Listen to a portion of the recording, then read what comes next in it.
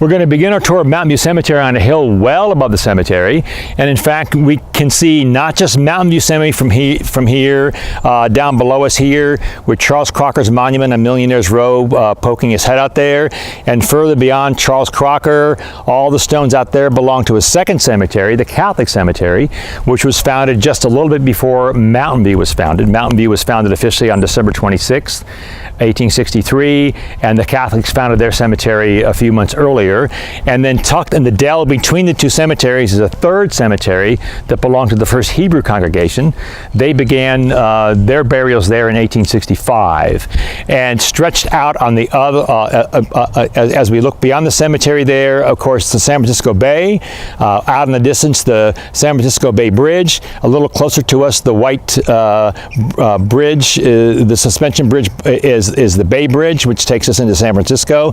You can barely make out the more famous part of the Bay Bridge on the other side because the famous city of San Francisco is obstructing it. So you have the city of San Francisco from here, of course the San Francisco Bay, a touch of the city of Oakland here, and then straight out there you can see the cranes that make up the Port of Oakland. My name is Dennis Evanosky. I'm a docent here at Mountain View Cemetery in Oakland, California, and I would like to introduce you first of all to the history of cemeteries in Oakland. This is Oakland's third cemetery. It opened with its first burial in 1865. It was founded a bit earlier than that in December of 1863. However, it was founded on the premise that Oakland needed a new cemetery. When Oakland was founded as a town in 1852 and then as a city in 1854, they had first had a cemetery near what is now 7th and Fallon Street. The cemetery stretched from Fallon over to the marshland, which became part of Lake Merritt, and from 7th Street up to about 10th Street. We have no records of that cemetery. We know that it filled pretty quickly over time, and then they had built a second cemetery. And the second cemetery is centered on what is now 20th and Harrison Streets, and stretched from Harrison over to Franklin, and from 20th down to 17th Street. And just as the first cemetery did, this one filled. It was rather an attractive cemetery, a lot of stones, a lot of prominent families were buried there, but as it filled, the people in Oakland wanted it moved somewhere. And they met a man who happened to have some land for sale. Isaac Brayton was his name, and Brayton had an interesting connection with the College of California, which later became the University of California at Berkeley, or at least part of it. And Brayton sold the cemetery this land in 1863 for the sum of $13,000. He got $3,000 in gold, he got $10,000 in cemetery bonds, and what's important to our history here in California was he took the $3,000 in gold and continued to pay for the College of California, which was in downtown Oakland, at about 12th and Franklin Streets. And without this having been done, the University of California likely would not have had a liberal arts part of its school. So Brayton sold the land here to the board. Brayton became part of the board, and then they had a little problem finding burials. San Francisco was all the rage rather for burials, and finally in July of 1865 the first person was buried up in what logically it's plot 1, and then it took a little bit longer to find a second burial, and I call him Little Sammy or Samuel, a young child who was buried very near Jane Ware, who was our first burial, and that didn't happen until December. And the cemetery gradually evolved over its original 170 acres that was sold to Brayton, and today the cemetery is around 220 acres, and we don't really know how many people are buried here because the records weren't very well kept in the beginning, but my estimate is there's about 200,000 people buried here and counting. So what we're looking at here, where we're standing here, is plot 14.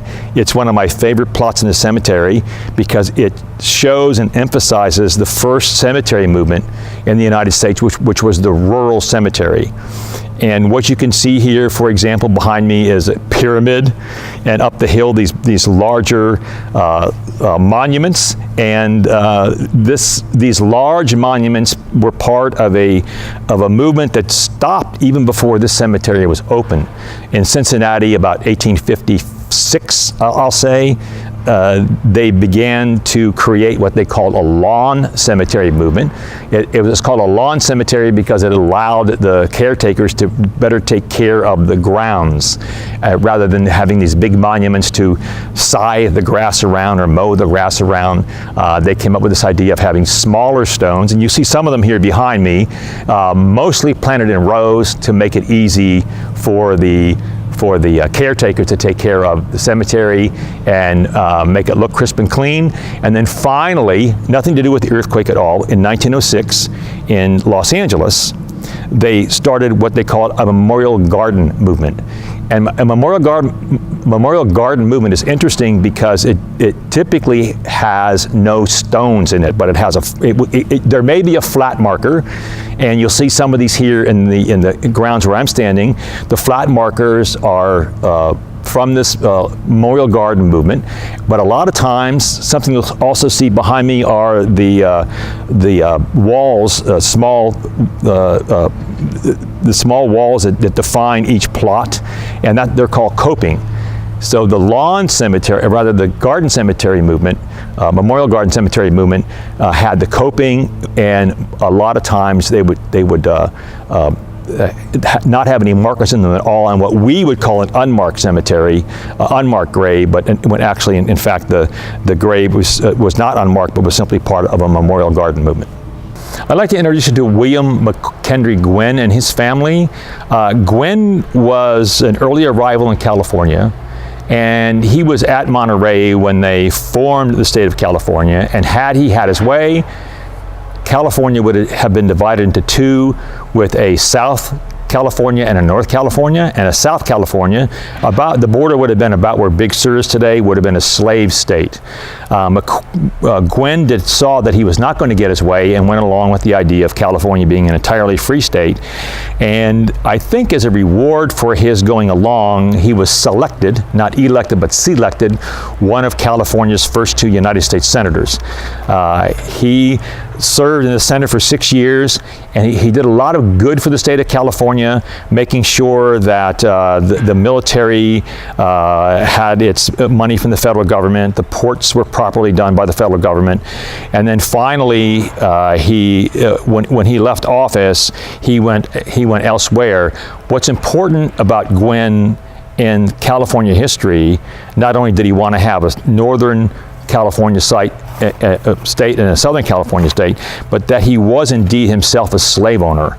And his brother ran his cotton farm along the Mississippi River, and the whole time that Gwynn was here, he was living off literally up the backs of his slaves.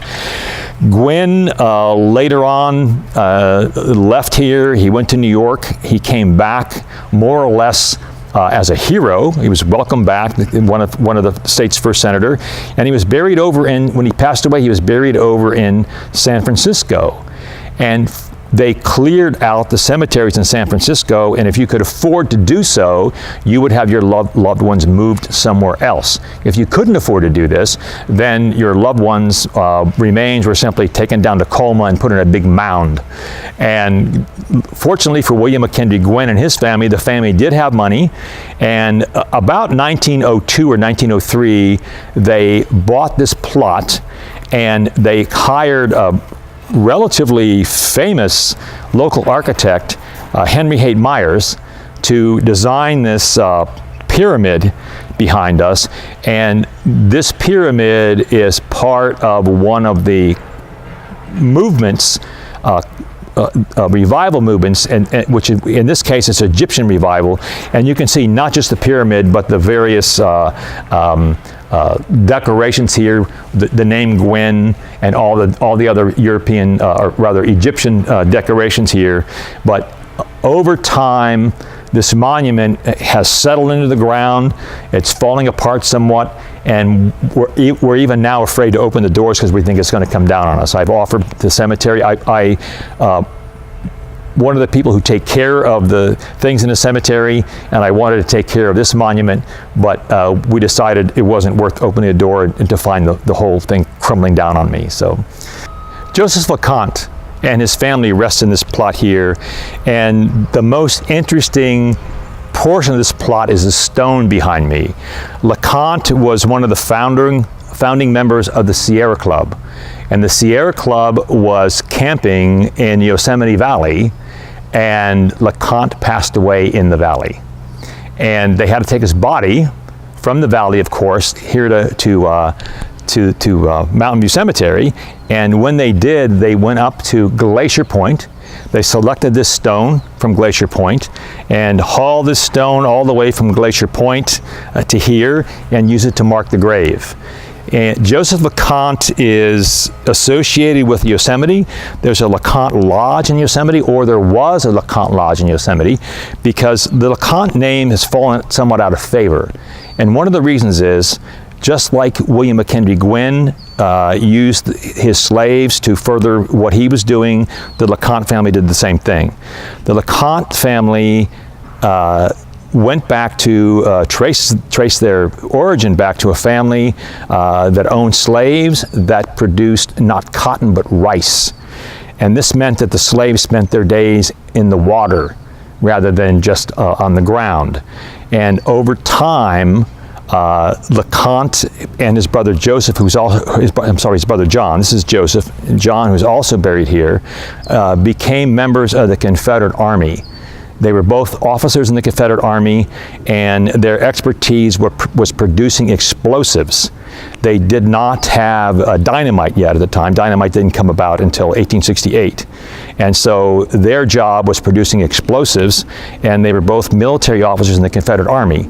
And they were teaching school in South Carolina, and when they returned after the war was over to teach school there, they were very befuddled because they discovered two things. They were allowing black men to sit on the board of trustees in the school, and they were allowing black men in the school as students. And both these men were very racist. They wouldn't have any of this. And so they discovered that there was a white man's California. And both of them decided that they were going to come to California and teach. And they were very fortunate because when they arrived here, they arrived just when the College of California in Oakland was moving out to Berkeley. So both these, Joseph and his brother John, were among the first professors at the University of California, and they lived their lives out here, and they were much respected for what they researched and the work they did and all the research.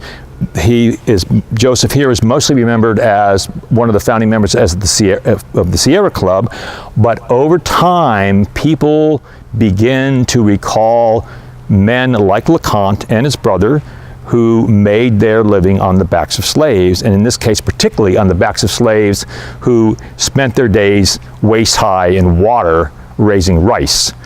And over the time that I've been giving tours here, I will tell the story about the LeContes and their slave background, and suddenly I'm confronted at the end of my tour by somebody who's a member of the Sierra Club saying I really shouldn't be telling stories like that.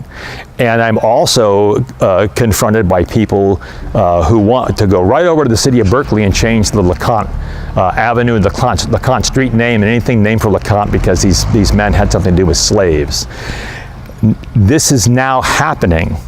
And just over the last couple of years, for example, the LeConte Lodge in Yosemite Valley, the Sierra Club itself has decided to change the LeConte Lodge name because of this family's connection with slavery.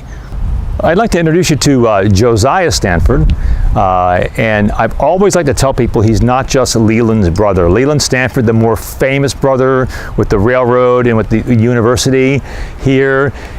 Josiah came here with several of his brothers before Leland showed up, and they at first went to Sacramento, and there were two big fires in Sacramento that at first made the Stanford family and the brothers decide whether they wanted to leave or not, and then soon after Leland arrived, the second fire broke out, and they decided they were definitely going to leave, and they went to San Francisco. And one thing that no one ever associates the Stanford family with is oil. Josiah Stanford was one of the pioneers here that extracted and refined, quote unquote, oil very early on in California. They had their oil refinery, and this just we're not just talking about oil that we think of today, but we're talking about whale oil and all kinds of other different kind of oil for different purposes. And Josiah made a lot of money and began during the Civil War to be one of the pioneers of refining and using kerosene. And when the Civil War ended, the kerosene market bottomed out, and Josiah was left with hardly any money at all, despite all the work he had done in Southern California, extracting oil from the hills around Ventura. When the bottom fell out of the kerosene market, he was fortunate enough to have his brother Leland, who owned a winery not far from here, and in Warm Springs.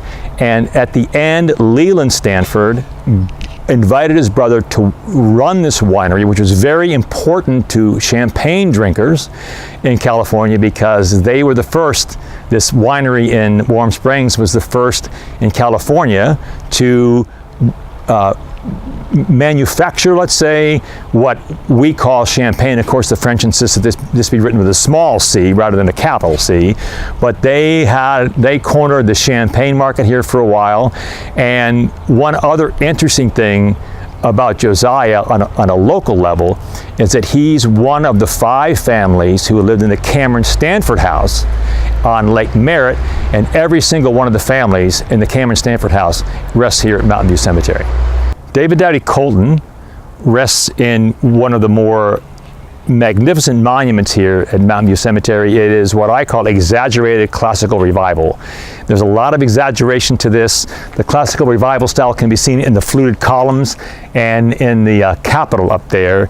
And however, there's also a very interesting connection to Egyptian revival here, and that's the female sphinxes. They are guarding this tomb just as the sphinxes did many centuries ago.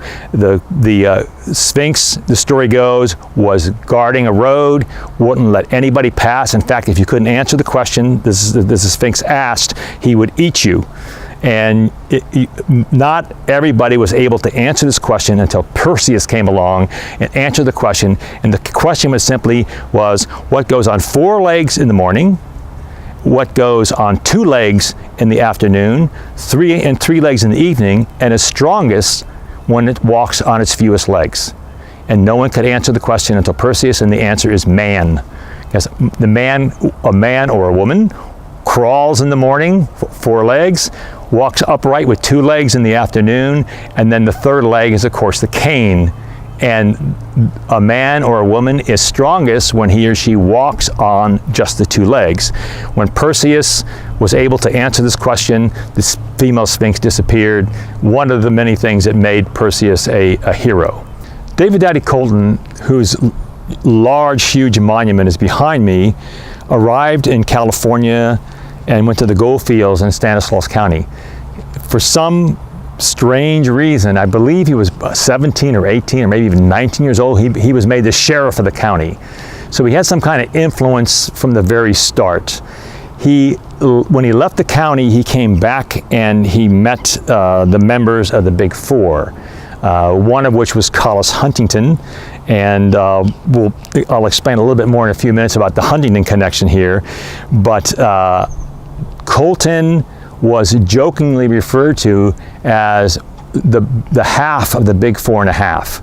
He was one of their attorneys. Maybe he was their secretary. Maybe he did a lot of their grunt work for sure. And he wanted to have his full share of what the Big Four was getting when they built the Central Pacific Railroad. And one of the things that he did to make sure that he was part of the Big Four was he built the first house up on Nob Hill. We have Huntington Park at Nob Hill. And then across from Huntington Park is Grace Cathedral, where Charlie Crocker built his house. Across the street is the Stanford Mansion. From the Stanford Mansion is the Hopkins Mansion. The Hopkins Hotel is there now. All of the Big Four lived there. And then when this man passed away, the house was left to his wife, and his wife had this monument built for him. We don't really know how he died. There were kind of secret circumstances. He came back from Contra Costa County around Mount Diablo, where he owned property, and he had been stabbed. And one story says he arrived here and he had been murdered, and the other story said he arrived here and he had gotten into a knife fight. We don't really know the circumstances, but when he died, his wife made sure that he was remembered with the monument that's behind me. And when he died, his wife also decided to move back to New York, and Collis Huntington took over the house that he lived in. And after the earthquake, when the house was destroyed in 1906 earthquake, Huntington Park was created where Collis Huntington lived, but few people remember that that was David Daddy Colton's house first. So the Colton, I think it should be called the Huntington Colton Park instead, but David Daddy Colton is rather a forgotten man nowadays. When people talk about the Central Pacific Railroad, we just came back from celebrating the 150th driving of the Golden Spike, and all the Big Four are all mentioned, but no one mentions Colton anymore. But he's forgotten, but he's certainly remembered here with this grand monument at Mountain View Cemetery. Behind me is one of the two rows that we've defined at the cemetery, and this row we've called Romanesque row because the style is Romanesque, this big, bulky style that was made lighter later when other styles took it over. The Romanesque is the earliest style that's imitated here at the cemetery, and because they're all in a row here, we've decided to call this Romanesque row. Samuel Merritt rests here on what we call at Mountain View Cemetery Millionaire's Row. Sam Merritt arrived here from Maine with the idea that he was going to load his ship full of wood, building materials, and bring some carpenters along. And he came at a very fortuitous time because San Francisco had just burned down for the third or fourth time. So he was able to use his carpenters and sell his wood and make a very large profit out of it. And rather than staying in San Francisco, Sam decided that he was going to look across the way at what was called the other coast, or Contra Costa, and he moved in to what is now Oakland, and next to what we later named Lake Merritt after him. And he built a beautiful house on what is now Madison Street, and there is a Masonic temple on the spot where he lived. Not only did he build that house, but he used his carpenters and his skill to build several other houses right in the area of his home. And we have one surviving house that he built, which is the Cameron Stanford house. So the Cameron Stanford house was built by Sam Merritt. Sam Merritt later became one of Oakland's mayors, and he's one of Oakland's more famous mayors. He was in 1868 the mayor when the railroad came here, and he was part of what we call the Oakland Waterfront Company, which was a conspiracy to take the waterfront away from Oakland and give it to the railroad. He had a front row seat for this. He had just been mayor, or may have been mayor at first. The reason we don't know too much about the Oakland Waterfront Company's meetings is they were held in secret. And by the time the meetings were over, suddenly Samuel Merritt owned a wharf and a lumber company right on the estuary, and Samuel Merritt was all set and fixed and ready to go. One of the things, however, that that Merritt did early on that he should be praised for. He was a medical doctor. And he's one of the ones that did something that we might consider amusing, and that is he regulated the size of the manure piles at the livery stables. He regulated how many oyster shells the restaurants were allowed to keep, because he noticed that the manure piles and the oyster shells and all that were breeding disease. So as a medical doctor, he was instrumental in passing some ordinances to keep Oakland healthy. And one other thing that he did, which is of great interest to everybody and it becomes part of Oakland's urban legend, is that he forbade hunters from shooting the ducks on what later became Lake Merritt. This wound up into the urban legend that Lake Merritt was the first national park in the United States. And every now and then we have some fun with urban legends. I just got a call maybe 2 months ago. They're going to do another urban legend evening, and they asked me for my 5 favorite urban legends, and this is the first one that comes up. Merritt simply forbade the hunting along Lake Merritt, and that was all. When Merritt passed away, he was following in the footsteps of 2 men, one of whom is buried here and one who's not buried here, but whose name we all know is Andrew Carnegie. Andrew Carnegie, one of the things that he did early on was he went back to the hometown, Dunfermline, Scotland, and when he was a young man, his family didn't have any money, and he wasn't allowed to go into this park in Dunfermline. So he went back and he bought the park. And not only that, he built a library. And then he got married. And his wife told him, Andrew, you got to stop earning money and spending money. You have to give your money away. And so, based on what he was told by his wife, a good married man, he built 2,508 more libraries. Merritt followed in the footsteps here by giving his money away. When he passed away, he put it in trust to his sister, and his sister took the money and started a school for nursing, and now we have Merritt Hospital. We have another man buried here, not too far from here, Charles Doe, who did exactly the same thing. He left his money to the University of California, much to the disappointment of all his relatives, and they took the money and purchased books and built the building, and we have the Doe Library. And this is Charles Doe following in the footsteps of Merritt, and of course Andrew Carnegie leading the way. And another interesting person whose name will be familiar to most of us, buried in with the Charles Doe family, is the Kezar family. And it's familiar to us because we have Kezar Stadium over in Golden Gate Park. And the reason we have Kezar Stadium was the Kezar family did the same thing. Related to Charles Doe, they left their money to San Francisco, do something good with the park, and they decided to build Kezar Stadium. So we have here in Mountain View Cemetery, we have these 2 examples of wealthy men: Samuel Merritt with the hospital, and Charles Doe with the books in the library, leaving their money for good. One of the things, however, that Samuel Merritt asked his sister to do was to build himself a nice monument, and you can see for yourself that's exactly what she did. And later on, he got a neighbor next door here, Charles Crocker, and then the name just go on and on. And a while back, the Dozens decided most everybody here were millionaires, so we decided to call it Millionaire's Row. There's no document that officially calls us Millionaire's Row, but it's one of these things. I always like to compare it to Alameda's Gold Coast. Alameda has a Gold Coast only because the real estate people decided that they were going to name it the Gold Coast, and this is the same reason that we have Millionaire's Row here. I'd like to end this tour with something stolen.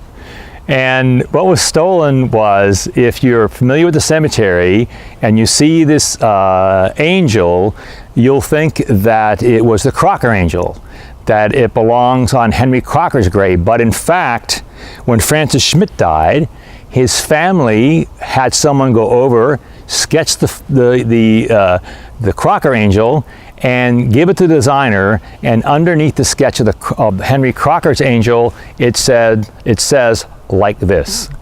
So they simply borrowed the idea. The man who was famous, the Italian sculptor Seringhi, he was famous for making this angel, had passed away by the time that the Schmidts stole the idea.